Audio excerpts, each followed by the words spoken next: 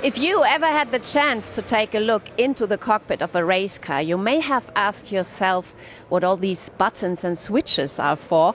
So we will give you some answer on that question with the help of Mark Radcliffe, who's sitting in his car racing for Team IDL. And Mark, hello. We are really happy that you take some time to explain us your working place. What are all these buttons and switches for?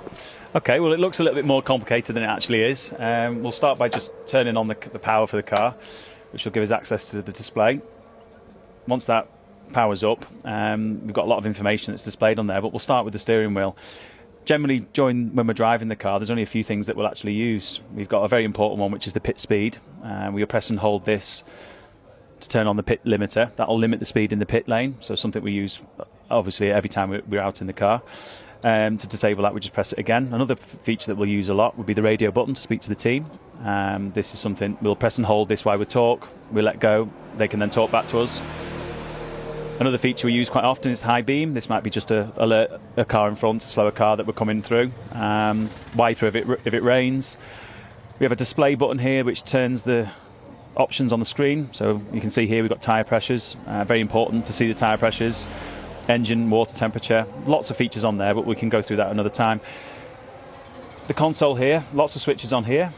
We've got the main power, as explained. We've then got a fan to keep us cooler. To be honest with you, can't really feel it when you're driving.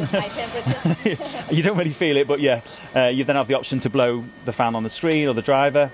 You have your rain lights, your main lights. These are the pumps for the fuel. It looks a lot at first sight. Do you have to learn that, or is there some natural order of things? Yeah, I think the more you drive the cars, the more you get familiar where things are. I mean, the radio button is second nature because you use it so often.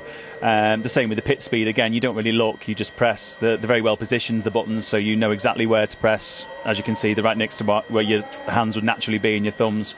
They're all essential, obviously, but it doesn't distract you from the driving. It's not as complicated as perhaps some of the other cars out there in Formula One.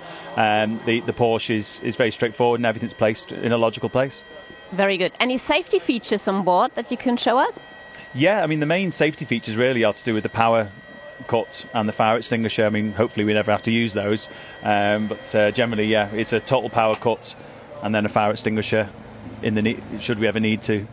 Very good. So now we know your working place, and all that's left is wishing you a successful weekend here in Spa. Thank you very much, Mark. Thank you.